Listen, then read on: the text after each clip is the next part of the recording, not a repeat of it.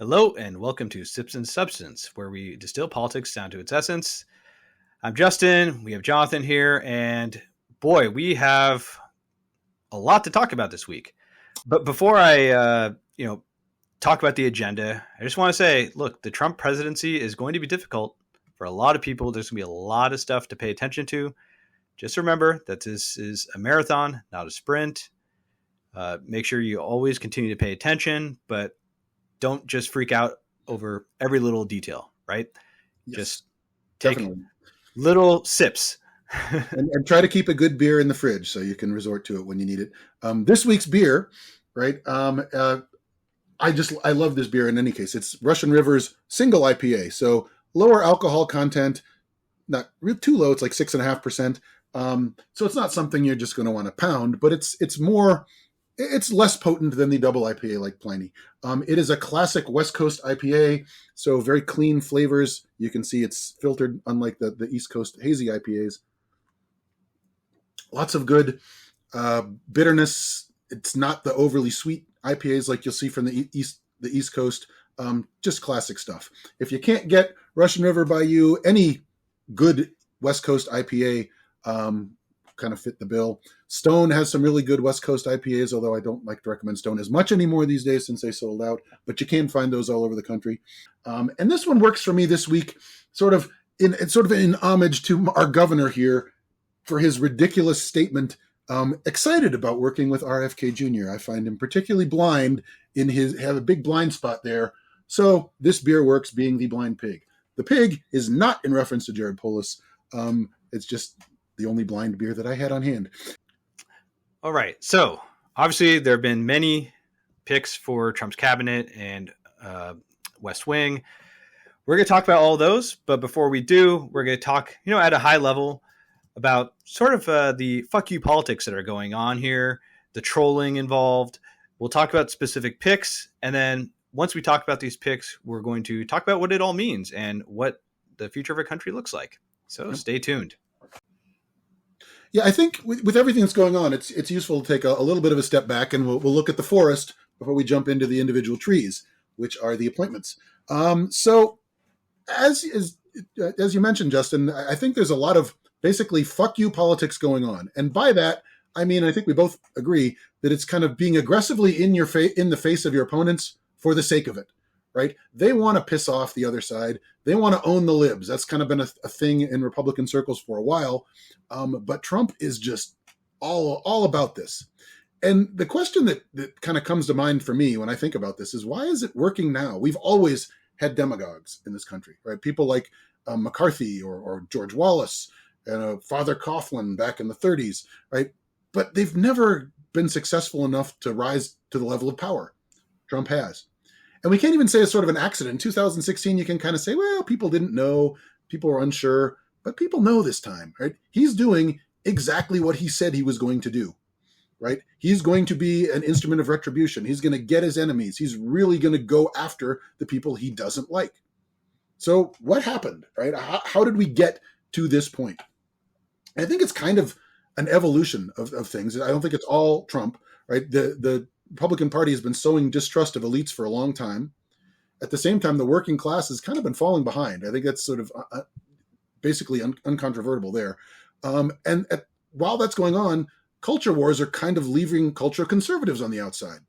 And Trump is really masterful in exploiting these fractures in society. Now, I'm not 100% certain that he's doing it intentionally. He might just be instinctually good at it, but he is a really good troll. And he's trolling the crap out of Democrats right now, right? But it still kind of leaves me a little bit unfulfilled in the idea of like, okay, fractures. But we've always had fractures. Why now?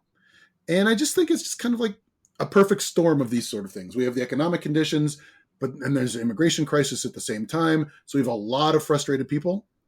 At the same time, Biden's kind of been an absentee president for the last couple of years. Where's the help? When are they going to do something for us? And then you have conservative news and social media really amplifying these frustrations, giving the frustrated a target, and then really boosting up their champion, which is Trump. And he's got a really good feel for this, and he's all in. And so I just expect more and more and more of this as we go along. Yeah, I think you bring up a good point about a perfect storm, because MAGA by itself is not a winning coalition, right? MAGA is not the majority of this country.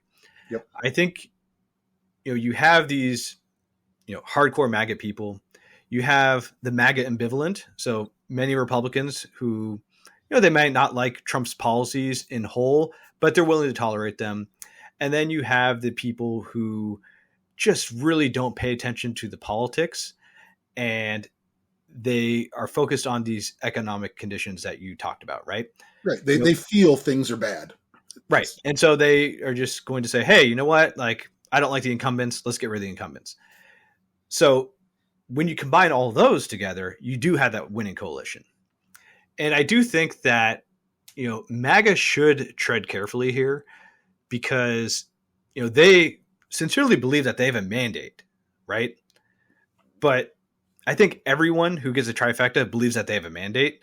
And then come midterms or the next presidential election, they're in for a rude awakening. But do you think Trump cares? Because I don't. I'm barring some total constitutional catastrophe. He's done. He can't run again, right? If he does, we'll have more things to worry about than we're talking about here. But he doesn't. I don't think he cares if he pushes too far with his retribution. I think that's kind of, to me, his main motivating factor, other than maybe staying out of jail, for why he ran again in the first place. Yeah, I think the jail thing was clearly the primary motivator. You could just see the stress on him, and kind of the relief once he won the election. I think Trump's whims are a little different than sort of, should we call them the intellectual MAGA, for lack of a better term? The people I'm referring to here are like the Stephen Millers, right? The people who really want to use Trump as kind of like this. Let's call them ideological rather than intellectual. I have less uncomfortableness with that. I think those people have slightly different motivations than Trump. Sure. I would agree. And so, Trump, he definitely wants vengeance, right? He feels wronged by the intel community over, the Russiagate, the Hunter Biden laptop. I don't want to go into those. Please don't. But he also feels that the DOJ treated him incorrectly. The Mueller report, the special counsel. So he's laser focused on getting revenge there. Sure. He also, I think I wouldn't discount, like, he also feels wronged by the press. Oh, yeah, for sure. I think that sort of revenge is going to happen as well. I mean, anybody that's against him, I think he feels wronged enough that I don't think he's lacking for vengeance and lacking for targets. So I do think we'll see more of this kind of, fuck you. If this is going to bother you, great, I'm all in. Right. So I think some of these picks are Trump's vengeance. Some of these picks are going to be sort of the MAGA ideologues, right? And then the rest are just like picks that don't really fit the MAGA agenda, right? Well, to me, I mean, those picks are picks that have, for basically people that have become complete Trump sycophants, right? I don't think that there's anybody coming in that's going to have a different policy stance, at least expressed, than what Trump wants, right? I don't, and I think we've discussed this. I think you've raised a good point that he doesn't care about a lot of this stuff, right? But he won't care about it unless it becomes a public thing. And if it becomes a public thing, he's always going to win. I think you're going to see basically everybody in the cabinet is going to be the new Lindsey Graham version of themselves. Yeah, the appetite for opposition clearly isn't there at this point in time. I think if there are Republicans who, disagree with the MAGA agenda, they're going to have to tread pretty carefully, and they'll just have to have like a winning argument. Say, hey, you know what, Donald, you're actually going to get worse press if you don't do what I'm saying. But yeah, I think you're right. Any sort of opposition has to be on what it'll do for him. Right. Appeal to his ego. Not this is wrong or this is better for the country. It's this is better for you if you do something else. I think that's the only way there's going to be any kind of resistance right now. All right. So let's start talking about some of these picks. I think the number one criteria for these picks are that they have loyalty to Trump and that they will do what he says. Pretty much. So one of the most important positions is Secretary of State.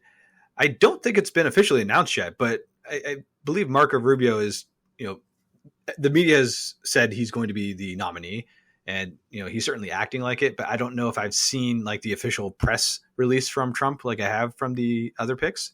Have you seen that? I have not, but I mean, he has a history of not doing things like that. Like he'll announce things over Truth Social, and that'll be instead of a press release. So all I know is that it's been reported. Everything I've read said Marco Rubio is going to be the chief of staff, and maybe he's waiting for something formal. I don't know, or not chief of Secretary of State. But in any case, I think the larger point you're getting at is he's okay, right? Yeah, he's a Republican. He's going to do exactly what Trump wants.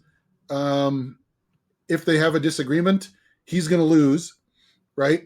But I don't think he's as crazy as certainly the few we're going to talk about later on, right? He's not a fuck you pick in the way that, say, well, not to steal our thunder, but say the RFK and Pete Hegseth and Tulsi Gabbard. Yeah, no spoilers. No spoilers. Yeah, well if I wish I could live in a world where I didn't know that this happened. So if you, I can't imagine anybody tuning in has not gotten that far. But yeah, I think you're right that it's like, you know what? Most of the picks, you talk about Lee Zeldin at EPA, Doug Burgum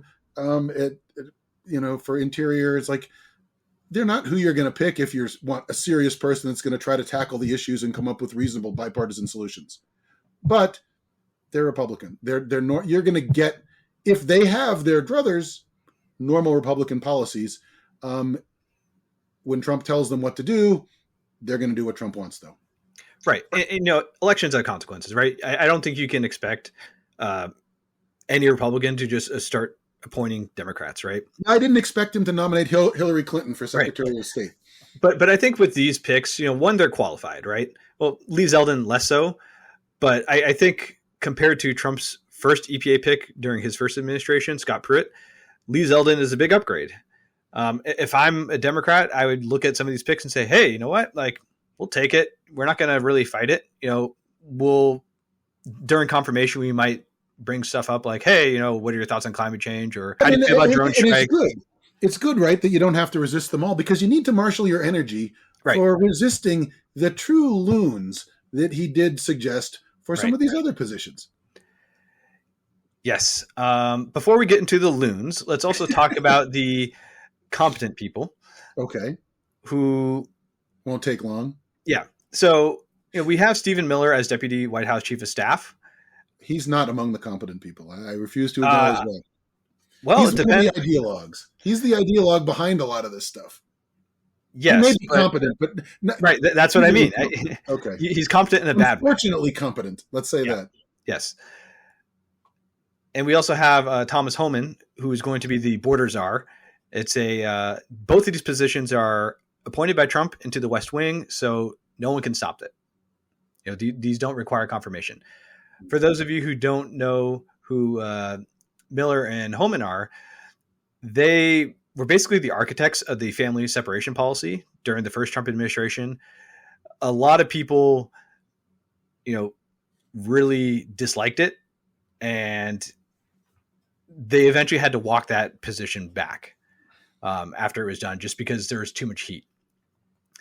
I think, we could talk about the future now, but rest assured, I believe that the deportation policy is going to happen based on these picks. And stuff came out. It was either last night or today. We're starting the deportation on day one, right? And I have no reason to doubt that they mean it, especially when Stephen Miller's in a sort of this position again.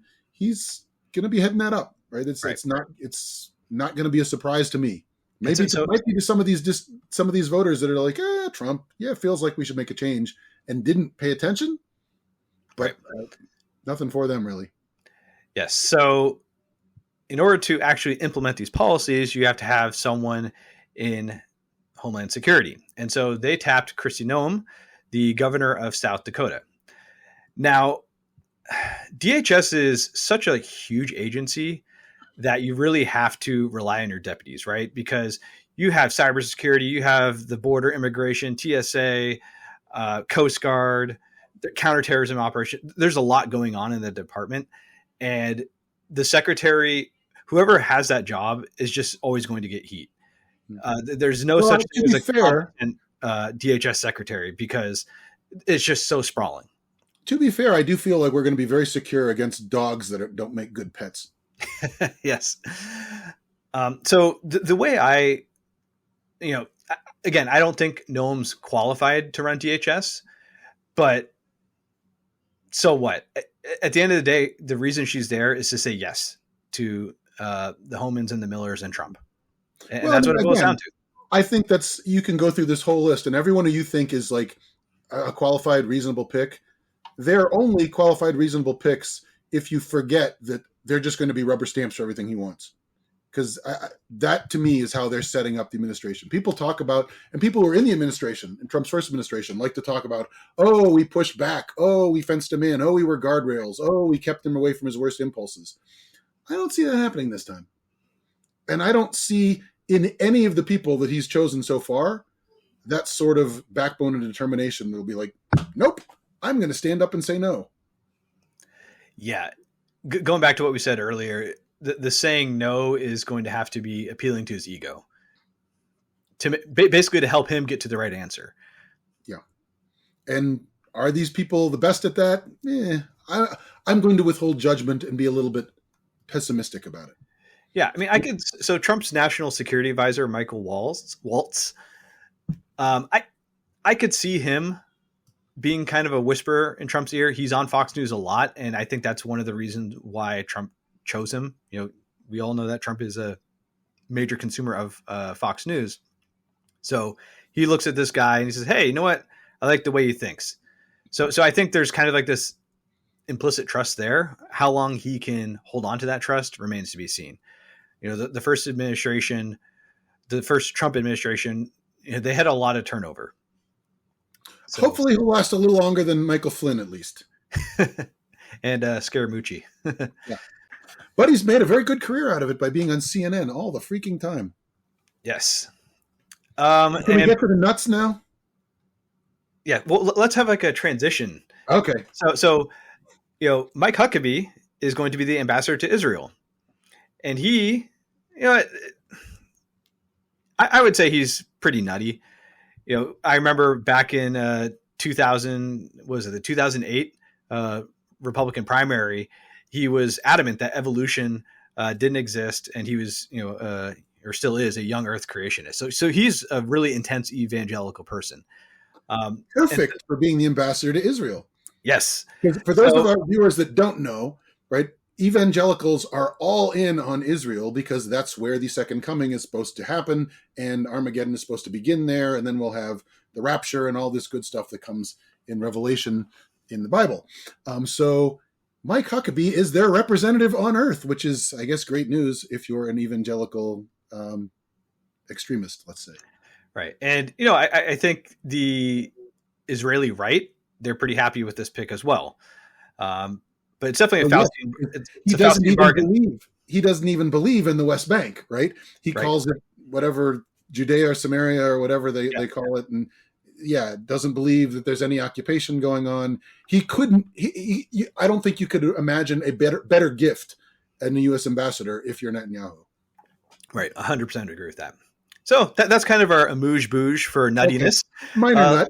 How much importance really does the U.S. ambassador to Israel have in the broader scope of things? Right. A little bit, not a lot. But then we can turn to people that you really can't say that about. Shall we start with Hegseth? Yes. So for Department of Defense, we have Pete Hegseth, weekend Fox News contributor. Yeah, and I think that's about it. Oh, wait a minute. We forgot. The one thing that I'm hearing from Republicans that makes him a great candidate is that he served in the military. And as much as I can't overstate how much I value veterans and their contributions to society.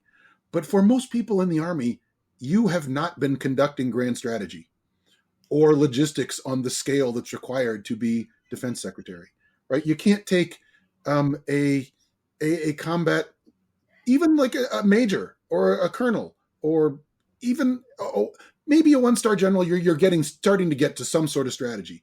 Right. But the Department of Defense has always been it's the center of strategy in our government, and to have somebody that's never had any familiarity with that is just mind blowing, right? His political acumen is whatever Fox News viewers want to hear and see. I don't know what more is there to say about him. I mean, I think it helps to just kind of understand like the breadth of DoD, right? So not only does it contain all the branches in the military, so Air Force, Navy, Army, Marines, but Space Force. Oh yes, forgot about the Space Force. But you also have the NSA, DARPA, which is the defense agency that does like all these cool research projects. So I think it's like almost 2 million active duty soldiers. Correct me if I'm wrong there. I don't remember the exact number. But then you also have the DoD civilians. Yep. So it's a huge, huge organization. We can debate, whether this needs to be downsized or not. But the fact of the matter is, past secretaries of defense have, either been, 3 or 4-star generals. They've had, so like going to Mark Esper, for instance, right? He knew like the defense contracting industry really well. And there's just so much that you can't have like a 44-year-old dude who just doesn't have this experience.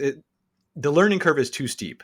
And I will say, you don't have to necessarily have experience in government.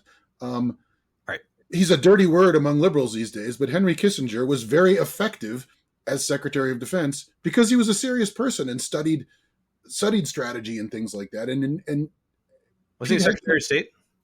Or I'm sorry, he was both at one time. He was Secretary of State and National Security Advisor. Yeah, but we do have an example of someone who doesn't have military experience. Yes. Was it Robert McNamara during the Kennedy administration? Yeah, but he's a terrible Secretary of Defense, so let's not talk about Well, him. but I mean, he was president of Ford, right? Right, and he was horrible. He ran our strategy into the ground in Vietnam. My larger point is, you can't understand strategy if you despite my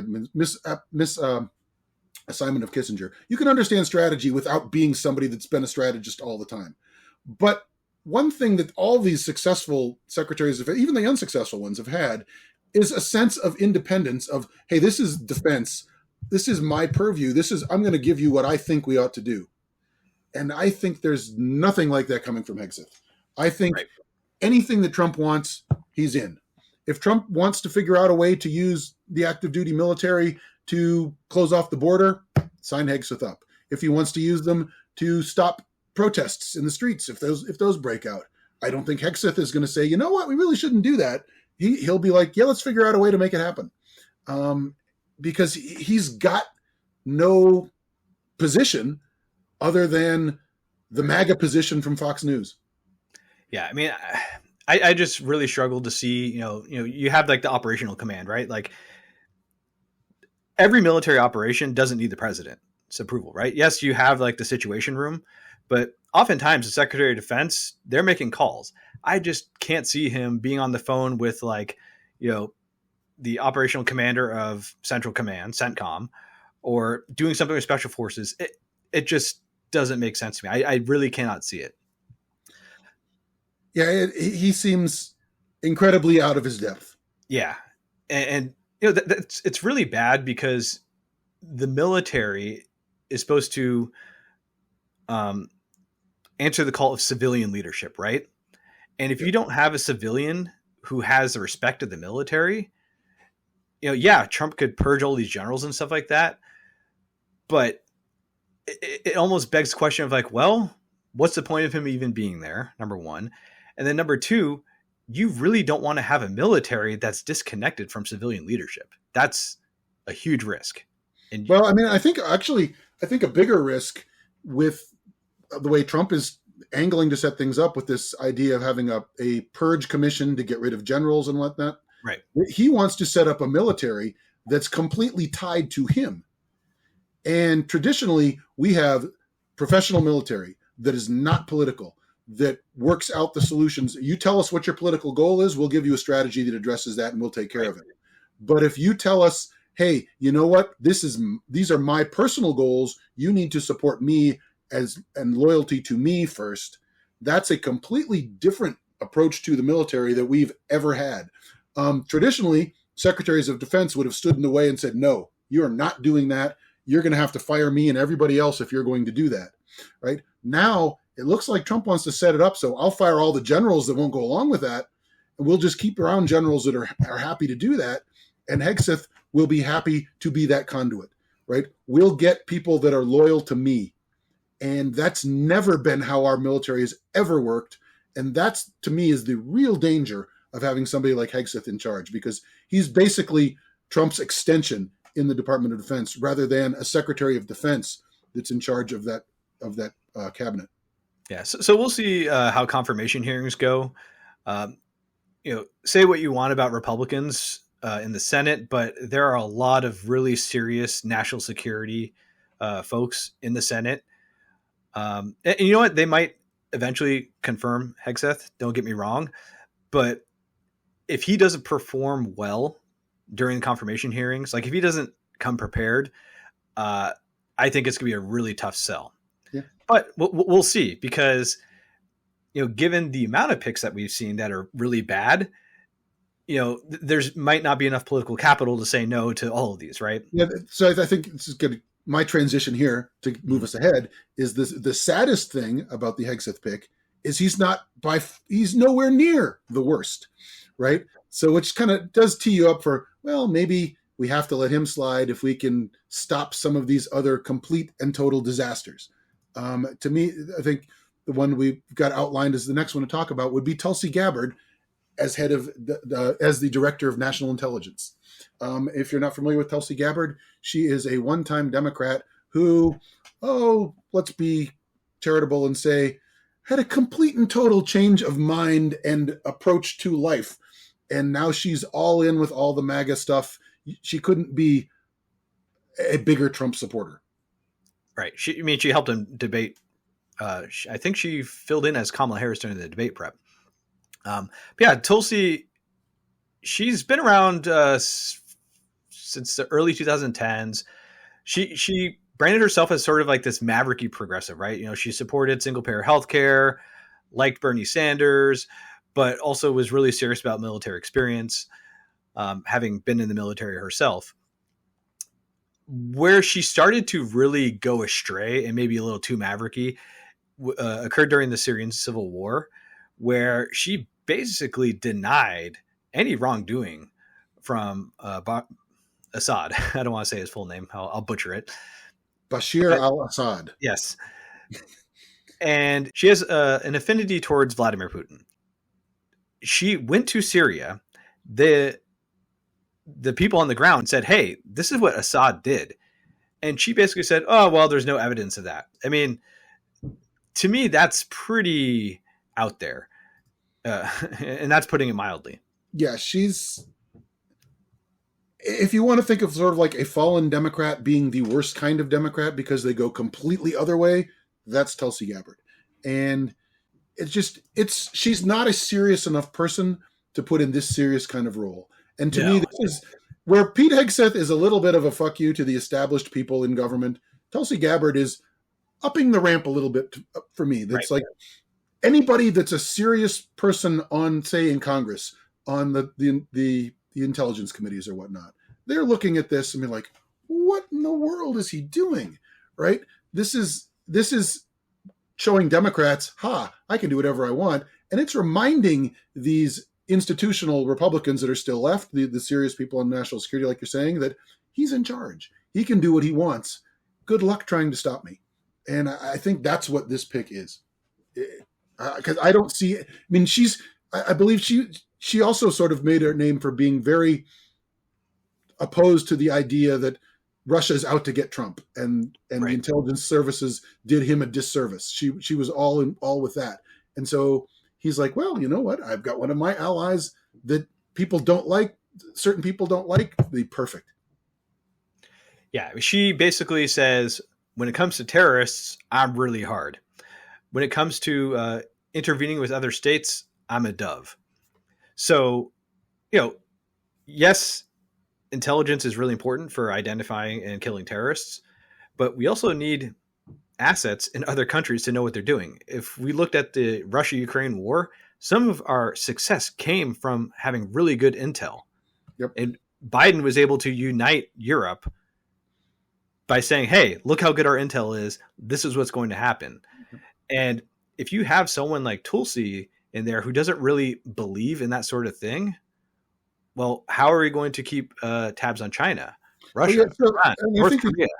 Speaks to the larger problem of having somebody like her in that position. You have somebody that's very politically motivated, right? If you have an agenda going in as a director of national intelligence, that's a problem, right? The way to make sense of all the conflicting signals we get is to not go in with preconceptions, right? When we're convinced, nothing is going to happen, we've got everything under control. That's when you see something like 9/11, with a catastrophic intelligence failure. Yeah. You need somebody that's not blinded by ideology in this position. And that is just decidedly not her. Yeah. There are 18 intelligence agencies that she's going to oversee, ranging from the CIA all the way to like the Department of Energy's like nuclear threats intelligence and, biological threats intelligence, stuff like that. You really need to have an open mind. And I'm willing to give her the benefit of doubt during confirmation hearings. Okay. I might not believe her, but like, I'll at least be willing to entertain a confirmation hearing for her to see how serious she is. I don't have my doubts. Right? That's fair. But someone like Hegseth, I wouldn't even bother. I would just be like, dude, he's not getting confirmed. You think she's got a better chance of being confirmed than he does? Yes. Interesting. Yeah. I would. I don't know. I'm not decided on that, because I know that every single Democrat will be completely opposed to Tulsi Gabbard, right? Well, I think for these big four horrible picks, they're not going to get any Democratic support. Yeah, possible. Yeah. It's all of them are going to be hard, but since we don't know yet, and a lot of people have sort of held their fire and not really said anything yet, so we don't really have a way to judge. Let's go on and look at the next one, who I think is probably the least. I don't even know. I hope he's not the least likely, but I think he is the least likely, is Matt Gaetz. Yeah. Because everyone pretty much in DC hates Matt Gaetz. Yeah. So who is Matt Gaetz? Tell us. Matt Gaetz is a former Republican congressman from Texas, or from Florida. Sorry, Texas. You say bad things about Texas, I will not cast Matt Gaetz on you too. But he's a former Republican. He's recently resigned. So maybe because he's really confident he's going to get in as Attorney General, but more than likely because the Ethics Committee was about to release a pretty nasty report on his involvement with underage girls, his drug use, his sexual trafficking involvement, all kinds of nasty stuff that Matt Gaetz does. He is perhaps the worst, and this is probably saying something, the worst person recently in Congress, and viewed as such by both sides. Republicans hate him as much as Democrats. He essentially engineered Kevin McCarthy getting thrown out. Right? He has no friends among maybe a couple friends, like the Marjorie Taylor Greenes and Lauren Boeberts of the world. That'd be about it. This is a fuck you pick to both Democrats and Republicans. Yeah. If you don't like me, fuck you. I'm going to do whatever I want. So we linked an article in the show notes. I just want to read a quote for how he got picked. So, none of the attorneys had what Trump wants, and they didn't talk like Gaetz. Everyone else looked at the AG position as if they were applying for a judicial appointment. They talked about their vaunted legal theories and constitutional bullshit. Gaetz was the only one who said, yeah, I'll go over there and start cutting fucking heads. And that's Trump's motivation, right? He feels wronged by DOJ. Yep. And so he's going to just let Gaetz go to town. Matt Gaetz is more or less a walking, talking fuck you to the Justice Department. Right. And I should also mention that two of Trump's attorneys are in high profile positions. So Todd Blanche, who defended him in the New York case, is going to be appointed as Deputy Attorney General. And then the Solicitor General, they're the ones who argue before the Supreme Court. It is Trump's lawyer who defended him on the presidential immunity case. So, the deck is stacked in favor of Trump. Most certainly. Although it's kind of interesting that he's bringing Blanche along since he lost. Like, if I'm going to bring people that are loyal to me, I might want people that are loyal to me and effective. But that's me, I guess. Yeah, I guess Habbo is worse. I suppose. So yeah, Matt Gaetz, I think we can all agree. You just know, and hopefully there'll be enough. I mean, it looks like it's going to be 53-47, right? You're going to get every Democrat is against Matt Gaetz. Right. It sounds like Susan Collins and Murkowski are already against Matt Gaetz. So you need two more. Hopefully, two more. Let's hope. At least Lindsey two. Graham, on the other hand, likes Matt Gaetz, thinks it's a good pick. So who knows? Yeah. I won't be surprised if he gets his way there either. Right. Where I really hope he doesn't, and I think we differ on this because I think RFK Jr. as HHS Secretary is a more dangerous and worse pick than any of them. But he's the last of the big four, the Mount Rushmore of catastrophic picks so far. Right? We reserve the right to move these around as he makes more picks. But I'll be surprised if he picks somebody worse than RFK, at least in my mind.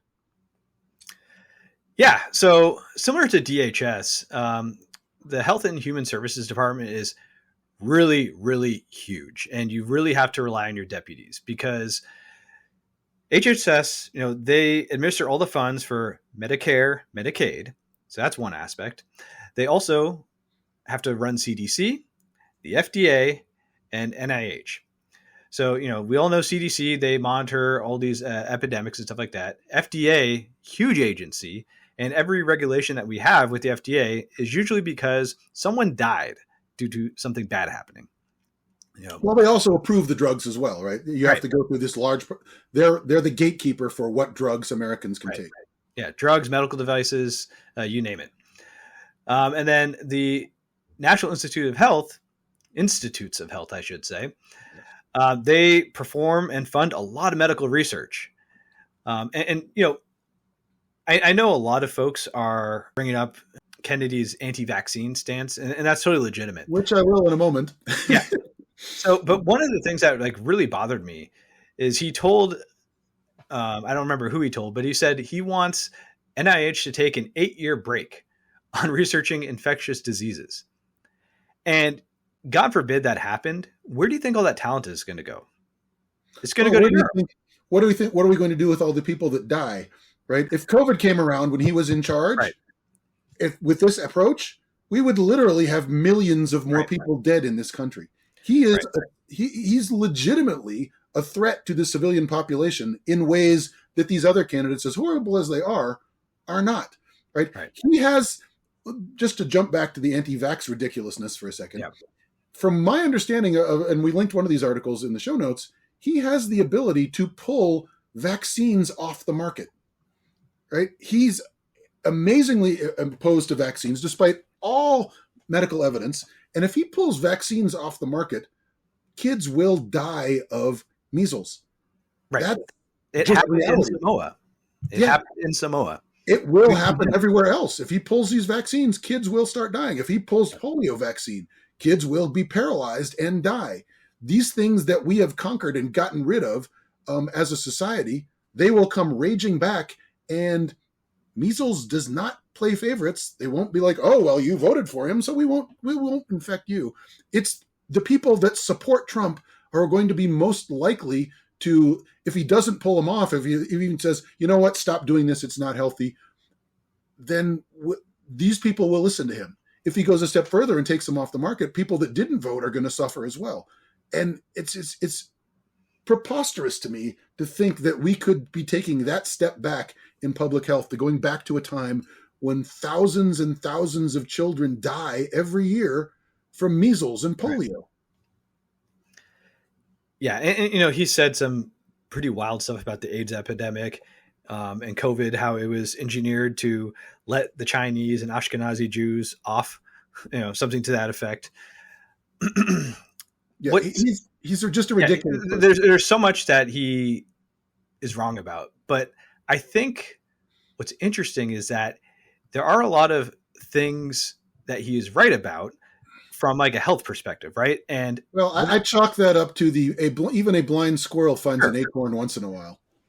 But what's interesting is I don't understand how MAGA became, or we should call it MAHA now, right? Make America Healthy Again. That's popular now, but how is what he's saying when it comes to like, additives and eating healthy and stuff like that different than what Michelle Obama advocated, with school lunches and stuff like that? It's really weird. And, obviously we could just, boil it down to partisanship, right? It's like, well, my team's doing it now, so therefore it is good. But it is quite the turn of events. Well, I think that does explain a lot of it. I mean, we talked last week before we were online here about how, true to form, as happens every time, as soon as somebody wins, the political perceptions of how the economy is doing radically change. Yeah. All of a sudden, Democrats think the economy is in the shitter, and all of a sudden, Republicans, even at a more extreme level, think the economy is great, right? A complete 180 from what happened before. So obviously, Republicans are now going to think, you know what, we need to do these things while they're sucking down their Slurpees and eating their, double cheeseburgers and French fries and whatnot. I don't think it's going to go over very well with the traditional MAGA crowd to get rid of all this processed food. But what bothers me more about that sort of thing you're saying is I've seen a number of serious claiming people on places like CNN and writing about it saying, oh, well, Kennedy does have some of these things that are interesting to look at. It's like, doesn't matter. The guy's a loon and would do much more harm than good. We shouldn't consider any of his positive things because with that comes the things that are absurdly negative. Right? Yeah. If he gets rid of additives, if we get rid of pesticides, okay, that's going to help people. But if we get rid of vaccines, that's going to kill people. Yeah, it's not worth it. Question. Right. So, we mentioned that some of these people are probably going to have a difficult time getting confirmed. Yep. Trump and a lot of other people in the West Wing are saying, hey, you know what we should do? We should use recess appointments. So a recess appointment allows the president to make an appointment while Congress is not in session, and they get to stay for quite a while. And they don't need any sort of confirmation. I believe they stay until Congress finishes their next session. So it would be about a year, at which time then you could do it again. Right. So basically they could be there for the entirety of his term if he wanted to, if Congress played along. Now, the downside is if the Democrats take the Senate, it's extraordinarily unlikely that they will in 2026, but stranger things have happened. So, you're kind of playing with fire there. Now, Obama tried to do this, what was it, with the labor board? I believe, the National back in the day, and the Supreme Court said, no, you tyrant. Congress has to be adjourned for at least 10 days. So 10 days is kind of the magic number that we're looking at. And basically it set up a situation where Congress is only adjourned, the Senate is only adjourned if they say they are. And so the Senate kind of gets around this by having any random senator can gavel the Senate in for something every so many days, and they pretend they're in session. So the president can't do this. Yeah, pro forma is what we call it. Yes. And since 2016, I don't think the Senate has officially been out of session for less than more than 10 days. Yeah, I think it was no more than 3. I think is what they've been doing for most. Right. But I'm saying that they haven't hit the 10-day threshold since 2016, and they don't plan. And so that was a big thing when Trump was trying to push. Well, Trump didn't get into the race himself. But his supporters were trying to push Scott to be the new leader of the Senate. Fortunately, he lost. Whether John Thune will maintain this thought of not doing recess appointments remains to be seen. But never fear, Trump and his allies have a plan. Under the Constitution, you can dismiss the Senate if you can get the House to agree. Yeah, I had no idea that this was a thing. I didn't either, because who does? It's never been used in history. Yep, but I did look it up and read into it, and if the House agrees, then he can dismiss the Senate. Yeah, so they won't be able to pro forma themselves, and he'll be able to put in anybody he wants. Yeah. And certainly, the current House is not going to disagree. Yeah, so it's Article 2, Section 3 of the Constitution. I'm not going to link in the show notes. Look it up yourself. But we did link a article in the show notes that kind of explains this process. So the way to invoke this is for both houses to disagree over how long to adjourn.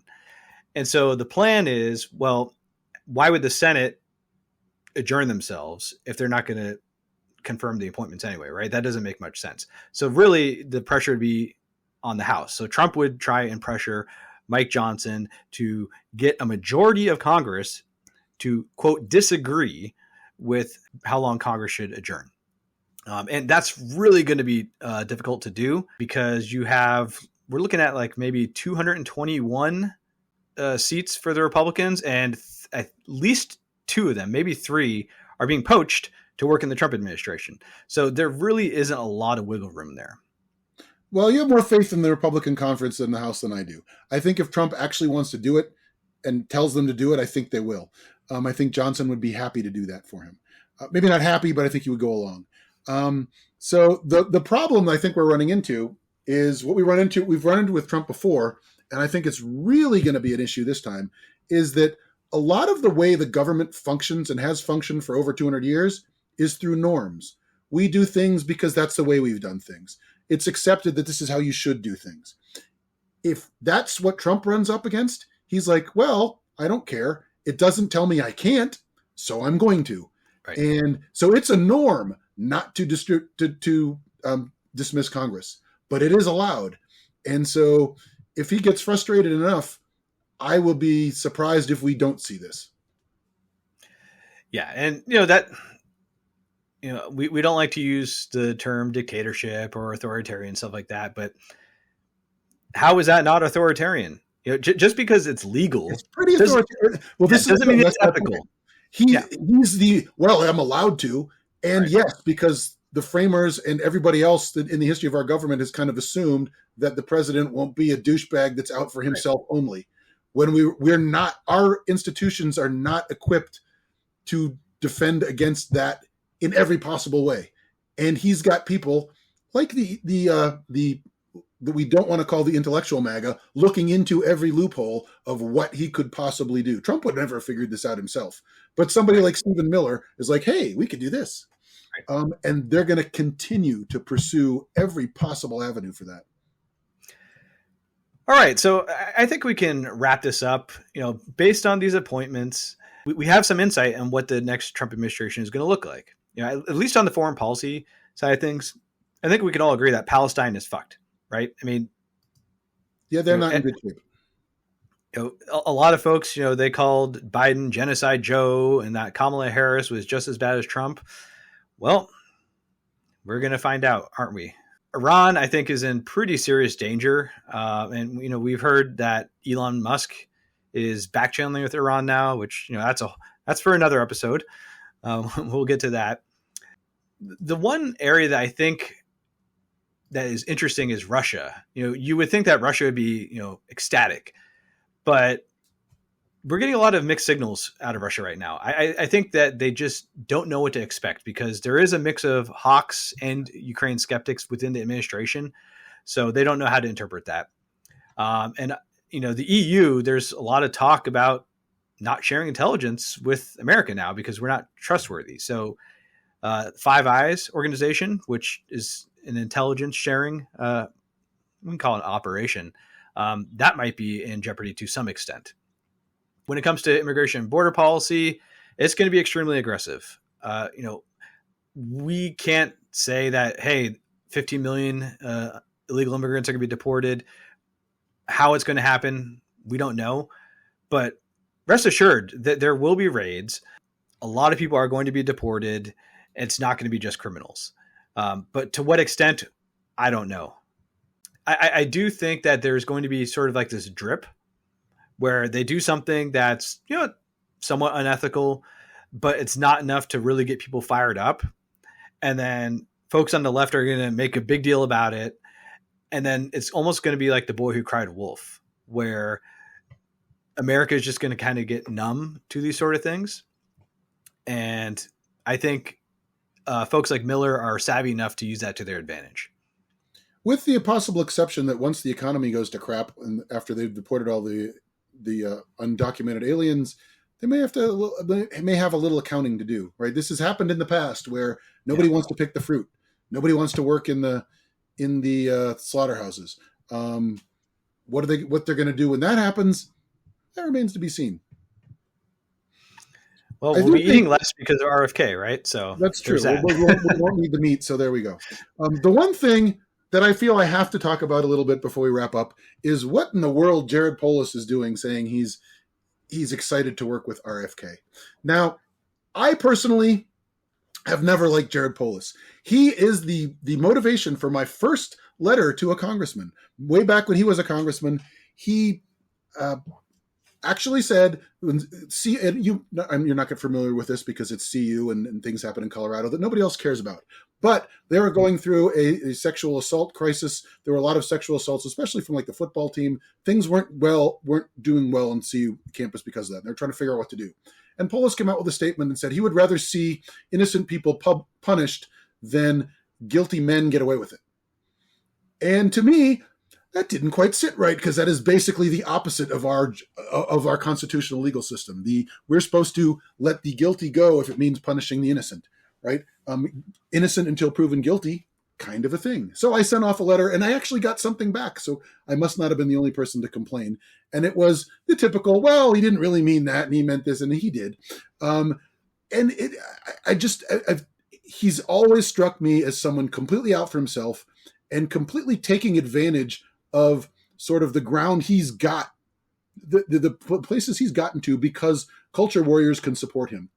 If you think about him as a candidate without and ignore the fact that he's like the first gay man, which is great. I'm glad we had not the first gay man, but the first openly gay man to be reelected, first gay in gay marriage, first gay governor. These are things that are amazing accomplishments, but they should happen independent of the candidate. And I don't think you can make that argument for Jared Polis because as the congressman from Boulder, he's a venture capitalist, third wealthiest person in Congress, and the only Democratic member of the Libertarian Conference. If you were to say, this is the person running for Congress, you would never come up with he's the representative from Boulder, right? It's just he's completely detached from his constituency. And he's parlayed that into being governor. When again, this is an example to me of who he really is, right? He's always been anti-vax type, and now he's like, oh, great, we're going to push personal responsibility rather than bans or mandates. And it's like, I'm sorry, you don't understand what vaccines are about then, because one of the nice side effects of vaccines is, yeah, you can help yourself, but you protect the people that can't get the vaccines. In the case of the measles vaccines, that's, babies who can't get this vaccine, who can get measles and can die from measles. And it's just, I would have thought his political savviness, because he's pretty good at being politically savvy, would have overruled his idiocy in terms of vaccines and things like that. Clearly, I was wrong. The only positive sign I see out of this is that he clearly had aspirations of being president. I think he's got absolutely no chance of winning a Democratic nomination being on board and excited about RFK. And he's already tried to walk this back any number of times, but it doesn't seem like it's working for me. Yeah, I mean, the 2028 primary is going to be knives out after the Trump administration, and something like this is just a terrible start. Yeah, I can't see how you come back from this, and I hope that other people will realize, you know what, this is an idea. This is, to me, one of the examples of identity politics not working for the Democrats. Right? They didn't look past his identity enough to look at his policies, and we get his policies and we're surprised. It's like, I'm not surprised. He's always been this kind of person. And let's hope that this is a kind of a wake-up call, at least for Colorado Democrats. Like, let's go past a little bit identity politics. Let's look at what these people really stand for.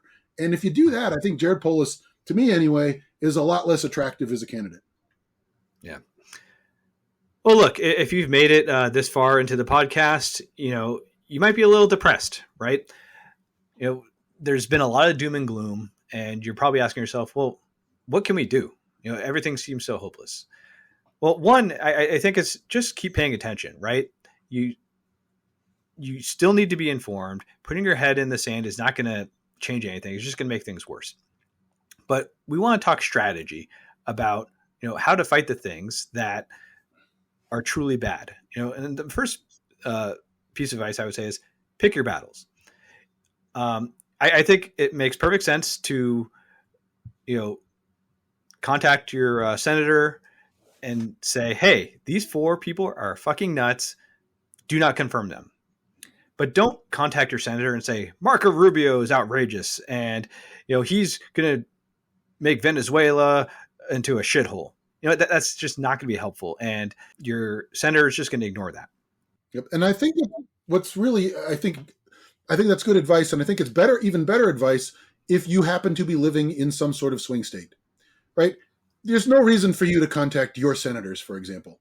Your senators are going to be opposed to all these people. That's just that's right. A given, right? It's my senator's probably the same kind of thing. Might not be a bad idea. If you are in a swing state, though, be sure to let your senators know how you feel. Also, I would say let's not underestimate the importance of the House of Representatives too, because they can stop Trump from doing this ridiculous recess appointment thing. They can stop him from dismissing the Senate. I think if people are asking me, hey, what should I do? Contact your congressman. Tell them under no uncertain terms should you let Trump dismiss the Senate. Right? Yeah. That to me is the biggest threat right now, because it seems like, at least for the time being, Thune is enough of a traditional Republican that he won't want to get stampeded by Trump. Right. But if Trump says, yeah, screw you, I'm just going to dismiss the Senate, that's when all these people get in. If he dismisses the Senate, it won't just be for Pete Hegseth. It'll be for everyone he wants. Yeah, everyone. He'll fish more people out of the woodwork. It's like, oh, we'll do these people too. So that to me is sort of the big sort of break glass in case of emergency. Right. Let the House members know, don't vote for this. Yeah. Any congressman who won by single digits, those are your pressure points. Yep. And they get elected every 2 years. Someone who just got reelected, they're probably not going to care.